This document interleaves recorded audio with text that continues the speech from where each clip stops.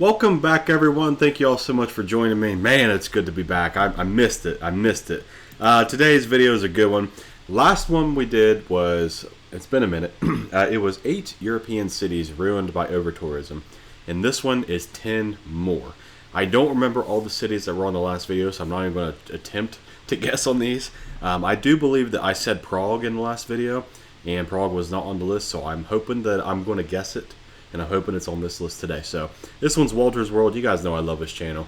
He does fantastic work in my eyes. Maybe it's not to some people, but to me, he does fantastic work. And we're just going to stop yapping here, and we're going to get into it. So this is 10 more European cities ruined by overtourism.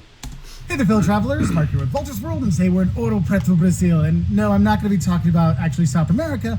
I'm actually going to be talking about Europe, and specifically about more cities that have been impacted by overtourism in Europe. Recently, we put out a video about 8 cities that were destroyed by overtourism. Bit dramatic in the title, I know, but how else do you get people to watch videos anymore? It's crazy. Exactly. But the thing is, there are cities that are really impacted by overtourism, and the thing is, there is a difference between overtourism and just crowded at a certain time of year or a certain time of day. And I think that's what we need to make a difference of, because what I'm trying to focus on are cities that are really being impacted, whether it's in transportation, whether it's accommodation, whether it's just so many people I can't handle it, or destroying the infrastructure.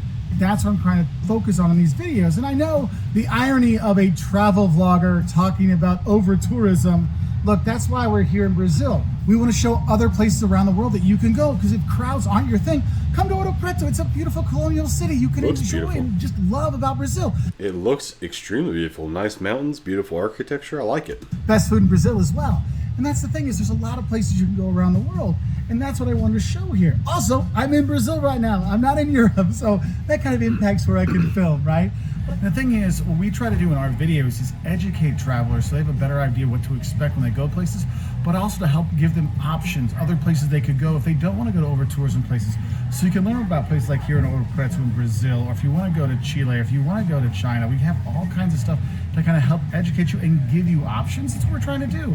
But also what we try to do is give people information so they can find a way that they can make an impact on individuals in different countries they go to, because we as tourists really can help out communities. We can help individual owners of businesses, we can help out the local economies when we go, because tourism is a vital part of economies in a lot of countries. It really is. That are impacted by over-tourism, but places that aren't. It kind of blew my mind just how many countries rely on tourism to get by. So I like what he's saying here. Impacted as well, because tourism really can help places like here in Ouro Preto, and therefore it makes it easier for you to make better use of your resources when you do travel. So let's get to the list. But I think if I look at cities that have been impacted, I know there's one city that a lot of people mentioned in the video in the comments, and also I've seen personally. For those who didn't know, I did my PhD. I'm a doctor. I'm actually Professor Mark Walters. I actually did my PhD in Brazil, in Lisbon. I lived there for 5 years. My youngest son was born there, and I've seen how the city has transformed from the early 2000s to the 2020s, and how much more tourism's gone in there, how it has improved the economy. But now it's really become over-touristed in terms of people can't get on the metro to get to work if they're downtown sometimes. Wow. Accommodation. We used to live downtown. We lived there. We were a family, all this kind of stuff. Our friends all live downtown.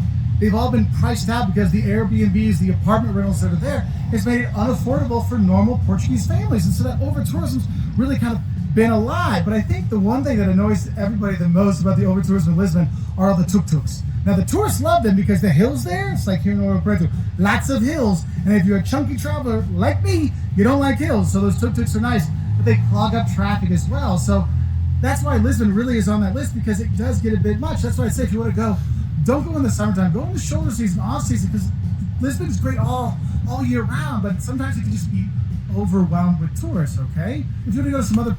So, I guess I never have thought, to me, over-tourism, I always just thought, man, there were just so many people that they're bothering the locals. And essentially that's what it is, but I never did think about it being skyrocketing prices and making it hard for locals to actually live there. I'm there for a week, you're there for maybe your life, I'm not sure, and me and my people coming over, being there, skyrockets everything for you. I've never even thought about that, so that's a really good point that he's making there.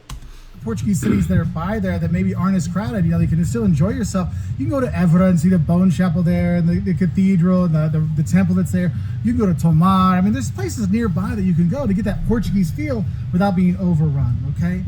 Now, Lisbon was the city that actually was the last one on my list in my first video, but it's the first one on this next one. And another city that almost made, if I would have done top 10 last time, is Florence, Italy. Okay, Florence is so overrun with tourism that they're actually making laws against eating ice cream while you're walking down the street, sitting down and eating and having a picnic kind of stuff. Like they're contemplating restrictions on the tourists because there's just so many tourists, they can't handle it. And that's one of the things. So if you're walking down the main strip and, you know, you're going by the Duomo, you know, you're going to go on the bridge, you know, with all the shops on it, it just gets so packed, it's so overwhelmed. And for the locals, they can't enjoy the downtown either. And so it can be a bit much. And for a lot of tourists, they're almost like, is it worth it to see David with all these tourists there? And for me, all these places are still worth seeing, even if it's over touristed. That's another thing. We were watching a video from Deanna and Phil, and they were doing Italian food, and they wanted to do, you know, experience Roman, like authentic Roman food, not the touristy Roman food, and they couldn't go because it was so packed. So that's another thing. But you might want to think about other times to go. Like Florence,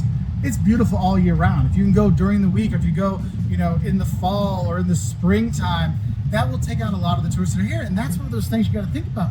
With these over-touristed places, some of them, their cities really survive on tourism. That would help them out, right? And so they need to have the tourism, but they kind of want to have it, hey, can we like kind of parse it out a little bit differently, so like they're not coming all in 1 month, it's coming over a few months time. Right. And that's why I want to talk about Mykonos, Greece, next on our list. Now, Mykonos is an island in Greece that it's beautiful to go to, and people go there. And this is one of those ones people feel that the Instagrammers ruined it because they took all their pictures and all this stuff, and people want to get their Mykonos pictures there. Yes, that's why Santorini, Athens, and Mykonos, 3 over-touristed places in Greece that you want to be aware of. And Mykonos itself is beautiful, but in the summertime it gets so overwhelmed. But in the wintertime, there's not a lot of services going on, so it's not as much fun to go there then. But you have to realize there's a lot of islands in Greece. It's not just Mykonos and Santorini. We were in Crete last summer when Mykonos and Santorini were having the biggest numbers ever, Athens ever, and we're talking to some of the people working in Crete, and they're like, yeah, outside of like Inhania and Heraklion, like there's nobody here. So you can go to other islands in Greece instead of Mykonos and get a great experience without the crowds all over you all the time. And waiting in line for an Instagrammer to take their picture. Now let's talk about a small town that was unfortunately made super famous by a movie, okay? And that is Hallstatt, Austria. If you're not sure, Hallstatt, Austria is this beautiful, like lakeside, you know, village in Austria. If you ever watched the old Rick Steves, you know, TV show, he actually has it in his intro there. But it was one of the things they based the town from Frozen on. And so people are like, oh, and they finally realized just how gorgeous the place is, because it's gorgeous. But it is a tiny town. We're talking like maybe a couple thousand people. I mean, it's a small town. And so many tourists come in. I mean, at one time they put up a wall to block the view to stop the tourists from kind of overtaking the city. And it's an example of one of those towns. It's just a small town. It can't handle that number of tourists, and they don't know what to do. They're trying to figure out ways to do it. So if you're thinking about that, maybe go to a city that can handle tourism more. Maybe go to, you know, Salzburg, which has a lot of tourists, but they can handle it. Innsbruck, Austria, which is fantastic as well. But just know there are these small towns. And that's one thing I'd like you all to put in the comments. What are some small towns you see get overrun that just can't handle, but they have something really wonderful to visit? Because I feel bad putting these cities on the list because all these places on this list are fantastic to visit, well worth going to. I've been to them. But I also feel for them, but I'm like, we have to think about this, right? And that kind of goes into with, like, Hallstatt gets nailed because people come in for the day and just go. Another place is Toledo, Spain. And Toledo is probably one of the most popular day trips from Madrid, but it's also the Catholic capital of Spain. The capital is Madrid, but the Catholic capital is in Toledo, so it gets a lot of tourists. And I don't necessarily think it's over-touristed itself, but I think it represents those over-touristed places on the weekend. I've genuinely never heard of the place. If you're looking for day trips for places you're going to go, if you're going to be staying someplace for a week or so, don't do your day trip, you know, on the weekend when everybody's going there, because that's when it gets overrun. Maybe go during the week so you have smaller crowds, so then the city can kind of, or the town, the village can really take you in and kind of show you a better time. Because that's one of those things, these villages and these places, they survive on the tourism, and it makes a difference for them, but sometimes it just gets a little too much. And kind of continuing on with our Spanish theme, I think Mallorca's been popular forever. I remember I used to live in Germany like 20 years ago, and they used to call it like the 17th Bundesland, the 17th German state, because so many Germans retired there, so many Germans went there. But Mallorca, Ibiza, you know, the Canary Islands, they're very much in the summer, they're overcrowded. Fall, spring, winter, no, they're fine. I mean, yeah, there's tourists there, but it's not like the summer where everybody goes because it's beach resorts. I mean, it's like Florida in the summer in the U.S. Everybody goes down there because that's where you go for the beaches. And Mallorca is one of those things that really gets kind of overwhelmed with the number of party tourists. So if you are going to go there, make sure you go and explore some of the cultural stuff as well. Please say Prague. Maybe I won't even say Prague. I want to be right. Maybe not just go to the Costa del Sol, go to Costa Brava. I haven't been right very much here recently. Go to the I need North to be Coast. right. Yeah, the water's a little chillier, but it's different and it's still fun. And the thing is, when we look at over-tourism, it's not just about cities and towns. Sometimes it's about nature. And there's countries like Iceland. Iceland, Reykjavik itself sometimes does suffer from over-tourism, especially in the summertime, but also the nature around there gets so much, because most people just stay in the southwest corner by Reykjavik. You know, they'll go down and see the icebergs and they'll go to the Westman Islands and then they'll come back. And they don't explore the entire other part of the island. Look, if you go on and explore more, you really will be by yourself. Now, the driving on the eastern part, on the eastern fjords in Iceland, take my word for it, it is a little scary sometimes. But the thing is, it's beautiful and you get away from all the tourists, and that's where you see Reykjavik just gets overwhelmed, and that, you know, southwest corner, it is one of those things you got to think about, because you'll see with the over-tourism in Iceland, there's one-lane roads where literally tourists will run into each other because they don't realize you have to wait for someone else to go. So that's another thing where the over-tourism comes into a safety issue Crazy. as well. Did you see that road? Yeah, and if we look at over-tourism, there's big cities as well. And like I say, big cities a lot of times have a better chance of kind of taking in the over-tourism, or where the over-tourism is more of like just overcrowded. And I've got 3 cities that kind of fall in this category. 1, Edinburgh in Scotland. Oh my God, it is so gorgeous. It is the best like tourist city to see in Scotland. Highly recommend it. But when you're there, you'll notice if you're on the Royal Mile, if you're walking around, you go to the vintage stores, go to the castle, wherever, there's always people around. It's always tourists, there's always people there because it's beautiful all year round. And so sometimes that gets a bit much for some people. And so that's why if you're in Edinburgh, that's where I'm going to say day trips can make a good idea for you. Or go and explore, go to the Highlands, go to the Isle of Skye, go to Ploughney outside the Isle of Skye, go to Fort William. You can go explore because Scotland's really easy to drive around and explore on your own to get away from the over-tourism in Edinburgh, to kind of spread it out. But where Edinburgh is also suffering is in accommodation, because some of these like apartment rental things that people can get in vacation rentals have taken away places for the locals to stay. So it's really driven up the price of accommodation, kind of like in Dublin. So that's the thing. Another city that I feel is a bit over touristed, but no one ever talks about on their list, is Munich. And Munich, Germany, though it can handle tons of tourists because they have events there, they have conventions, they have Oktoberfest, all kinds of stuff. Munich sometimes can feel a bit old. See, he just said Oktoberfest. I wasn't thinking anything German. I might have done the last video, but I wasn't thinking anything German because I just feel like Germany is the to me, you know, Oktoberfest, stuff like that. It's like the land of festivals. You know what I mean? At least in Europe.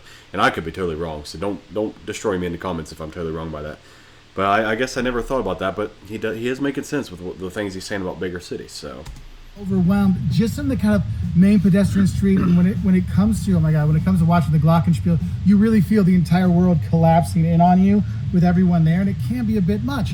Now, is it super over touristic? No, but it's an overcrowded kind of thing that you might feel. So that's why I say Munich's great, but go explore more of Bavaria. Go up into Franken, go to Bamberg, you know, go see that. Go to Nuremberg, Regensburg. There's all kinds of great day trips from Munich you can do to kind of get away from the crowds, okay? And then there's one of my favorite cities to go to, and this is one that I don't know if I'd call it over tourism, but I'd say it over bachelor partyism, is Prague in the Czech Republic. And Prague on the weekends is full of people coming. I finally did something right. in for the great beer, the great food, and the great prices, and it gets overwhelming. And the thing is, from the castle up on the hill, that walk down across Charles Bridge, which is gorgeous, to the Old Town Square. I mean, it is the prettiest walk, honestly, probably the prettiest walk in Europe. And you understand why all those tourists are there, but it's always big groups coming through and big groups coming through. And it's one of those places that it's funny, if you walk like literally 2 blocks off that route, there's nobody there. Like prices drop incredibly for food and accommodation, all kinds of, just being a few blocks away from that main like over touristed way. And that's why I think when we talk about over tourism, sometimes it's just like parts of town that can't handle it versus the entire city. In Prague, they're doing a good job of kind of spreading, trying to get people to spread out more. So I got to give them that. But one of the faults of all these cities, it's not a fault, it's the fact that all these places are fantastic places to visit, so people want to go there. But they're trying to figure out how can we get it so we have the right amount of people. And that's one thing I'd like to think about. Let's have a discussion below, a civil discussion below, to talk about tourism and how is it, you know, we can do a better job of, you know, getting out there. That's one thing is our videos. We film all around the world. Literally hundreds of videos around Central and South America, Caribbean, all kinds of. We got stuff from Africa, Asia, trying to spread people out to see more places around the world. So if you have these cities that are over touristed, what are your recommendations for other places to go to get that vibe? You know, because for Prague, if you're getting overwhelmed, Bratislava, Slovakia is a nice, easier version of that with a lot less tourists. And honestly, people are just as cool. But don't tell the Czechs that. So what cities did I leave out on my list of over-tourism in Europe? Let us know in the comments below, but also let us know about other over-touristed places around the world so we can help people know, hey, maybe I need to go visit another place to kind of spread the wealth out. Because that's one of the things we like to do is show these small towns, these smaller places like Ouro Preto in Brazil to get tourist money to go to more parts of the world. So share your comments below. See, and that's what I like about Marky Mark here is, you know, and I've seen comments of people saying they don't like his videos, and that's perfectly fine. You know, I mean, he might not be accurate on everything, but you know, he teaches a lot, and he does try to showcase a lot of different places, and I just enjoy his videos. So hopefully you guys did as well. And just like he said near the end of his there, let's have a civil discussion down below on some of the places that are, you know, have too much tourism. Or, you know, if you live in an area that just has so many tourists in there, what are your thoughts on tourists coming over? Because to me, it's always been kind of weird, and I really thought about a lot more here recently with me wanting to, you know, do this channel and wanting to come visit some places. You know, tourists kind of crack me up because it's like, you know, I've watched some people freak out about coming to the U.S. and I'm just like, why? You know, I mean, we're not what we used to be, we're not what we should be, and we're not really that. I mean, we got some beautiful parts of our country. But you want to go to New York? I mean, look at your cities over there. Like, you want to go to New York, you know? But at the same time, I'm over here gushing at, like, Munich, you know what I mean? Or you know, Tokyo or Paris or something like that. And I'm like, oh, and everybody else is over there is like, why? So, anyway, I'm getting off topic. Thank you guys for being here. Let me know in the comments down below, you know, what you thought of the video and what you thought of his comments. So leave a like if you haven't already. But other than that, thank you guys so much for being here, and we'll see you on the next one. Bye, guys.